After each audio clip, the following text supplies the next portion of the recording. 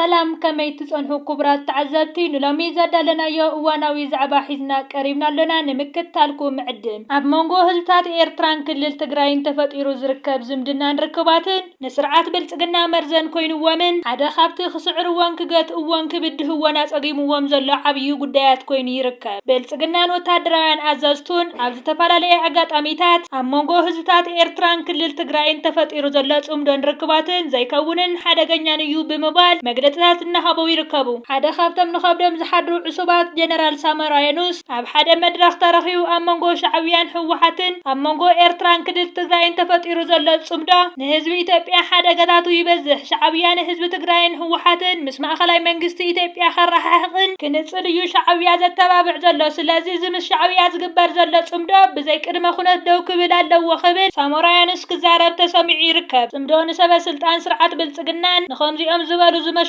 ወታደራውያን ኣዘዝትን መርዘን ኮይኑዎም ይርከብ። ሳሞራ የኑስ ቀዳሚ ስርዓት ብልጽግና ብምዃን ኣብ ልዕሊ ህዝቢ ትግራይ ጨፍጫፍ ዝፈጸመ ሓደ ካብቶም ሕፍረት ዘይብሎም ተጋሩ እዩ። ሕጂ ከዓ ሓላይ ህዝቢ ትግራይ ንምምሳል ኣብ መንጎ ኤርትራን ክልል ትግራይን ዘሎ ጽምዶን ርክባትን ከይሓፈረ ደው ንምባል እናተዛረበ ዝርከብ ዘሎ እንተኾነ ጽምዶ ግን ብዝኾነ ደው ክብል ኣይከኣለን። እኳ ደኣስ ኣብ ባይታ ቀጻልነቱ ብምሕያልን ውሕሉል ብዝኾነ እናተሰላሰለ ይርከብ። ካልእ ዛዕባና ድማ ውድብ ሕቡራት ሃገራት ኣብ ቀርኒ ኣፍሪቃ ሓደጋ ሰፊሕ ዞባዊ ግጭት ከም ዘሎ ኣጠንቂቑ ኩናት ሱዳን ናብ ኢትዮጵያ ክሰግር ከም ዝኽእል እውን ይገልጽ። ባይቶ ጸጥታ ሕቡራት ሃገራት ኣብ ሱዳን እናተጋደደን እናወሰኸን ዝኸይድ ዘሎ ግጭት ናብ ጎረባብቲ ሃገራት ብፍላይ ድማ ናብ ኢትዮጵያ ክዝርጋሕ ከም ዝኽእል ትማሊ ሰኔ ኣብ ዝገበሮ ኣኼባ ሓቢሩ። ትካል ፕረስ ፈረንሳ ከም ዝሕበሮ ኣስታት 2500 ዕሱባት ወተሃደራውያን ኮሎምብያ ኣብ ሱዳን ምስ መሳርዕ ሚሊሻታት ቅልጡፍ ደገፍ ተጸንቢሮም ይዋግኡ ከም ዘለዉ ብምሕባር እዞም ዕሱባት ኣብ ወርሒ ክሳብ $4,000 ብሕቡራት ኢማራት ዓረብ ተኸፊሎም እዮም ዝዋግኡ።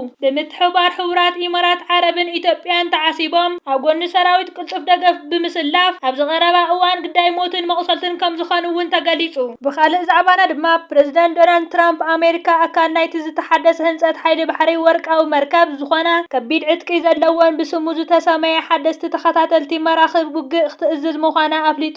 ህንጸት ናይታ USS ዲፊያንት ዝተባህለት መርከብ ኣብ ቀረባ እዋን ክጅምር ትጽቢት ይግበር። ትራምፕ ድማ እተን ቀዳሞት መራኽብ ድሕሪ 2 ዓመት ፈረቓን ስራሕ ክጅምራ ምዃነን ገሊጹ።